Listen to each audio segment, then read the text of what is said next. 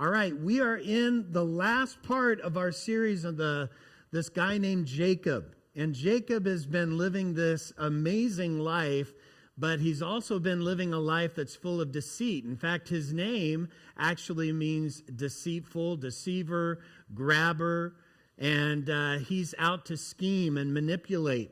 And so he's tricked his brother out of his family birthright, and the birthright was actually 2/3 of the whole family's wealth. He tricked his father into giving him the family blessing, and he ran away from home, and he's built this life of wealth and material success, and he's far away from home. And if you were to actually look at Jacob's life, you would actually think, wow, he's actually got a pretty cool life, even though he's not perfect. He's got a great reputation. He's got all this wealth. He's got all this, money, and he's got, things, great things. Who doesn't like great things? And so we say, you know what? Wow, I'd really like to have that. But underneath all of that, in the quietness of his heart, there's this emptiness. There's this void. There's something that's missing. And so we're going to see in this story that he's going to go through this struggle he's going to have to confront. Turn in your Bibles to Genesis chapter 32. Genesis 32. And we found that Jacob, he's away living with his uncle Laban. Remember, Uncle Laban is a piece of work himself. He's full of deceit, and he loves to scheme and all that. But Jacob is doing what he always does. And right now, he is kind of manipulating Laban into getting the best of his flocks and the best of his herds. He deceives his uncle. He hears these rumors that his life, again, is in danger. And so he kind of does the same thing that happened before, and he thinks, where can I go? Well, I can go to the one place that I don't really want to go, and that is home. I could go home, but I know that that's where my brother is. I've spent my whole life trying to stay away from Esau, but that's where Esau is going to be. So Jacob begins to prepare for going home. Listen to what he does in Genesis chapter 32, starting in verse 3. Jacob sent messengers ahead of him to his brother Esau in the land of Seir, the country of Edom. He instructed them, "This is what you are to say to my lord Esau. Your servant Jacob says, I've been staying with Laban and have remained there till now. I have cattle and donkeys, sheep and goats, male and female servants. Now I'm sending this message to my lord that I may find favor in your eyes." So again, you can kind of see Jacob is kind of doing his magic again. He's wheeling and dealing. He's scheming. He says in verse 4, hey, I've been staying with Laban and I remain there till now, which in other words means, hey, I'm not trying to hide from you. I'm just living with my brother. It's not a big deal. Next verse he says, I have cattle and donkey, sheep and goats, male and female servants. In other words, I'm not here to steal from you. I'm not here to take anything from you. I got all the things that I want. Look, I'm very prosperous. And then I love this. He says, now I'm sending this message to my Lord that I might find favor in your eyes. Which means, hey, let's just let bygones be bygones. Let's just forget the past. Remember that part where I tried to rip you off, which I did? Just forget about that. That's basically what he's saying. Now the messenger, he goes to Esau, he gives the message to Esau, and he returns with this message to Jacob. Hey, he's going to come out and meet you, Esau, but he's also going to bring 400 men with him. Imagine that. Not, hey, he said he was really glad to hear from you. Not, wow, he is so excited to see you again. No, Esau is going to come out and he's going to meet you with an army. That's basically what's happening. So Jacob begins to panic even more. So what does he do? He sends a whole bunch of goats and sheep and camel and cows and donkeys as a gift to his brother Esau. But again, he's planning and scheming. Look at verse 16. This is what he does. He put them in the care of his servants, each herd by itself, and said to his servants, go ahead of me and keep some space between the herds. In other words, I'm going to stay back and let's keep some space between the herds. Jacob is all about saving his own skin.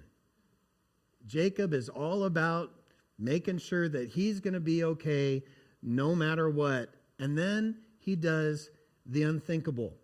Only Jacob could do this. Verse 22. That night Jacob got up and took his 2 wives, his 2 female servants, and his 11 sons, and crossed the ford of the Jabbok. That's the river that flows on the east side of the great Jordan River, the Jabbok. Verse 23. After he had sent them across the stream, he sent over all his possessions. So Jacob was left alone. So Jacob is so concerned for his own safety that he sends his own family, he sends all of his own personal possessions on ahead of him to save his own neck. And now he's left with absolutely nothing. He has no more tricks up his sleeve. There's something that's going to happen that changes his life forever. Verse 24, so Jacob was left alone, and a man wrestled with him till daybreak. We'll come back to who that is. When the man saw that he could not overpower him, he touched the socket of Jacob's hip, so that his hip was wrenched as he wrestled with the man. Then the man said, "Let me go, for it is daybreak." But Jacob replied, "I will not let you go unless you bless me." Verse 27, the man asked him, "What is your name?" "Jacob," he answered. Then the man said, "Your name will no longer be Jacob, but Israel, because you have struggled with God and with humans and have overcome." Jacob said, "Please tell me your name." But he replied, "Why do you ask my name?" And then he blessed him there. So Jacob called the place Peniel, saying, "It is because I saw God face to face, and yet my life was spared." The sun rose above him as he passed Peniel, and he was limping because of his hip. So we get to this story, and we realize that Jacob's life can actually be divided up into 2 parts, into 2 chapters. Life before the fight and life after the fight. Life before the limp, life after the limp. And his life could basically be summed up into one basic idea in the before. His own self-sufficiency, his own power, his own way to be able to scheme and manipulate. How Jacob can make it all happen on his own fruition. Jacob was part of this blessed by God kind of family. We saw that when God blessed Abraham, when God blessed his father Isaac, and now he's blessed Jacob. And he would talk to God, he prayed to God, Jacob thought about God, but his life was motivated by his own strength.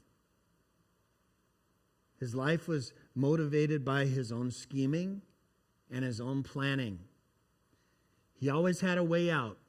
Jacob always had a lie. Jacob always had a plan. He believed in God, but he relied on himself. He believed in God, but when the challenges came, when the difficulties came, he relied on his own way of being able to deal with the problems. This is so true for us. This is so true for me and you today. In fact, more than not, a Christian will come to faith when they're a little child, and then, they kind of have this idea of who God is through a family or a church experience, and their concept of God kind of gets mixed in to how they were raised and how they live in the world. And as these children, as they grow older, success and self-reliance become a basic part of who they are. And so apart from some religious activities that they would do as they grow up, their life really doesn't look any different than anybody else's. This happens a lot. In other words, it's possible to believe in God. It's possible to talk to God. It's possible to think that there is a God. It's possible to go to church on Sunday. It's possible to serve in a ministry and at the same time be totally self-sufficient. You can totally have a God concept, but be self-sufficient at the same time. It's possible to believe there is a God, and yet when the difficulties come, when the troubles come your way, when the circumstances are rough, suddenly the person you trust most is you or me. And in that moment in Jacob's life, we find out that God has something to say about that. Because this is what Jacob does.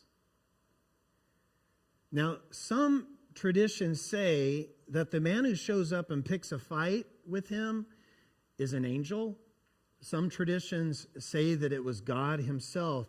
But what we see here is that there is a struggle beneath a struggle.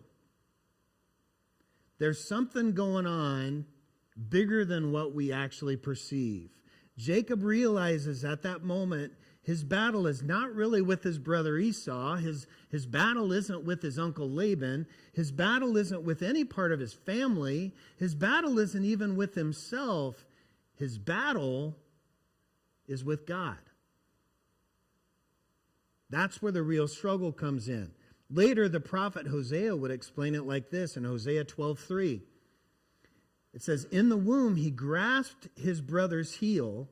As a man, he struggled with God." In other words, in all of the struggles of life, there is this struggle going on beneath the struggle. So what are you facing now? You know, I look out in this room. I know there's some of you guys are really going through some stuff. What is your challenge right now in your life? What's the circumstance going on? What situation, what battle, what person in your life are you struggling with? Maybe there's a struggle beneath that. Maybe there's actually something else going on. Because it's not just about your circumstance. It's about something bigger. It's about who you trust. It's about who's in control. It's about who's really in charge of your life. And when the answer to that question is you, God's going to have something to say about that. God's going to start a fight. I mean, think about that. Notice the timing in Jacob's life. Jacob has nothing in his life right now. He sent his family, he sent all of his personal possessions off. He has nothing. He's empty. He's 100% vulnerable. God shows up not in a moment of tenderness or not in a moment of compassion, although when you look deeper, it is kind of a moment of compassion, but God shows up to pick a fight. God shows up to wrestle with Jacob. He wrestles with him, and not only wrestles with him, he wounds him. God is in this in a whole different way. And it's uncomfortable. It's unpleasant. It's hard. A lot of times we think that God's the one that should be helping me through my pain and helping me from feeling distress.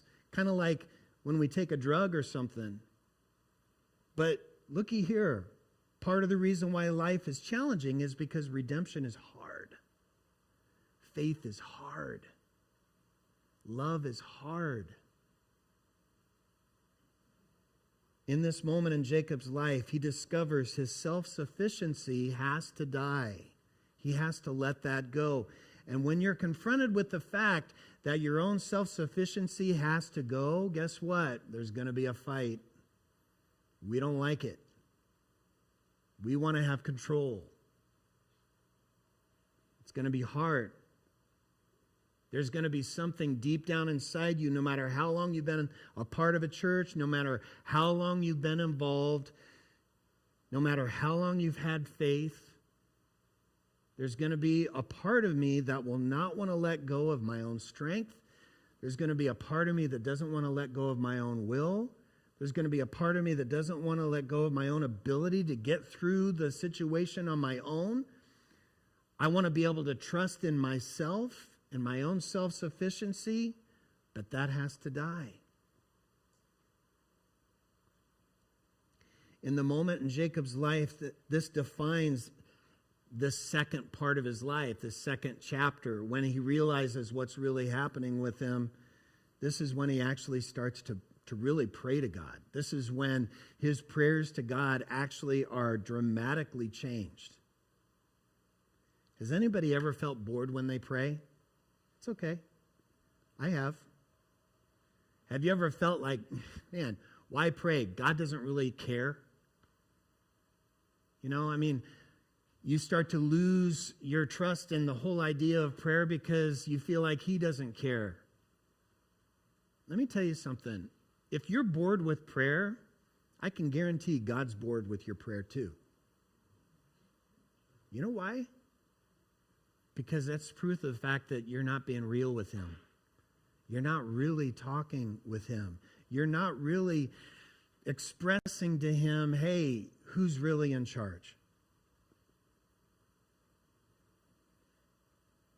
This is a pivotal moment in Jacob's life. He talks to God like he never has before. In verse 26, he says, I will not let go of you unless you bless me. This is from a guy who's been holding on to everything about his own self-sufficiency. He lets all that go, and all he has, is God. He just clings to God. He's been holding on to his own strength, his own success, his own reputation, his own possessions, and now he says, I will not let go of you unless you bless me. And Jacob finds that he's clinging to the one thing that can only help him. Ironically, this is the moment where he has nothing in his life. He's sent everybody away. He has nothing, no possessions. He's living there by himself. And really, this is a picture of Jacob's true reality. I mean, in reality, Jacob's always been alone. Jacob's always been vulnerable. Jacob's always been at risk. He's always been holding on to all this stuff that he thinks it will help him get through. But it's all empty. And now he's clinging to the one thing he has. And here's the good news. It's the only thing he needs. It's God. This is at the heart of what Christian faith is about. Faith isn't something that we achieve on our own strength. Faith is something we discover when we have nothing else to hold on to. When the problems are too great, when the pain is too strong, when the situation is too hard, when self-sufficiency just kind of falls to the wayside and all I have left is to cling to the one thing that I really need.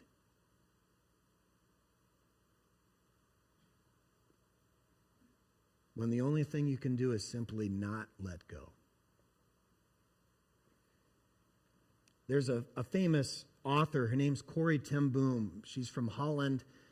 I don't know if you've heard of her, but she was somebody who was able to just rescue so many Jews from the Holocaust, from World War II. And she wrote this book, and this is what she says about this. She describes it like this: you will never know that God is all you need until God is all you have. You will never know that God is all you need until God is all you have. How true is that for Jacob? And God is going to wrestle with us, and God is going to battle with us. God is going to fight with us until we get to that spot. And this is the real struggle in our life. I love how God responds to Jacob's prayer in this moment. Verse 27, your name will no longer be Jacob, which means deceiver, manipulator, grabber. Your name will no longer be Jacob, but Israel, because you have struggled with God.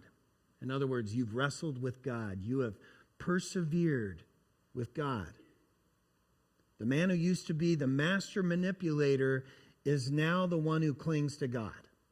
The man who used to be the the master of his own fate, is now the one who just, all he does is hold desperately on to God because it's all he has.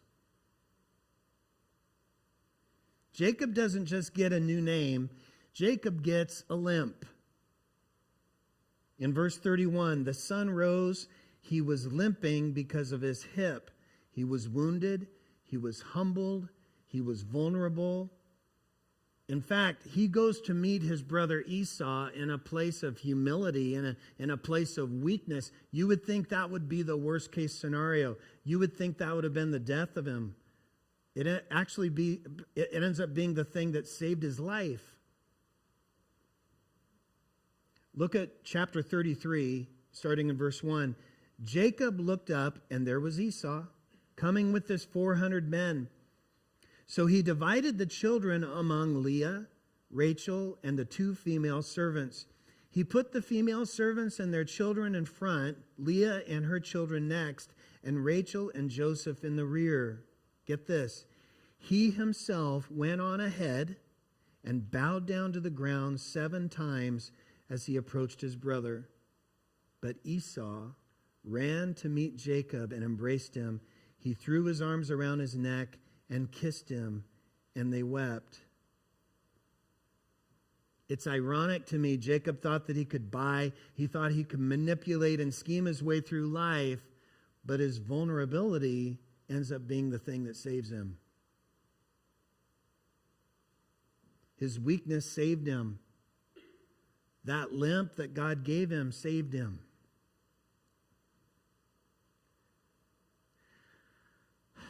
I have to admit, I don't like that part of the story. I don't want to limp. And if I'm truthful, I don't want you to see me limp. Can I be vulnerable with you right now? Please do. I struggle. I struggle sometimes with anxiety. Not just anxiety, it's anxiety that's kind of coupled with a vanity. I want so desperately for people to be able to see me as somebody that they can look up to. I want so desperately to have people see me as somebody that knows what they're talking about or has their life put together. You know? That's something that I struggle with all the time. I struggle with, what people think of me. Here's the thing. God does something through our limps.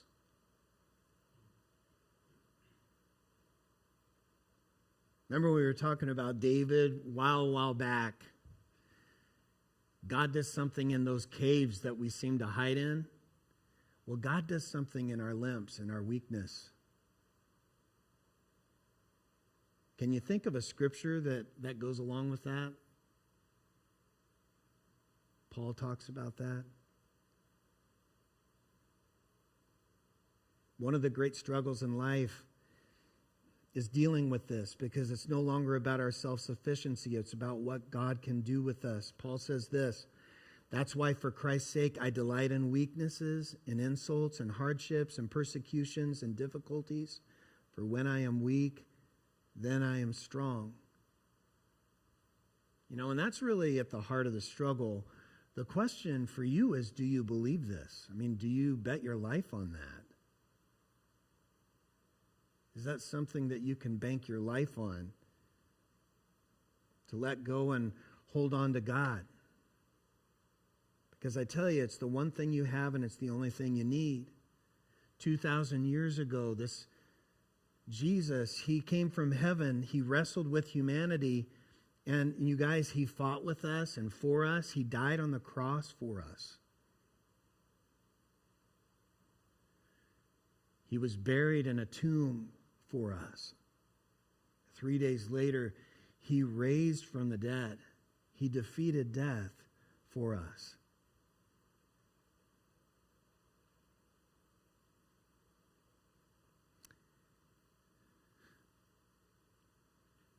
And he defeated death so we didn't have to do that. He defeated death so that we could have life. And that's going to be a struggle.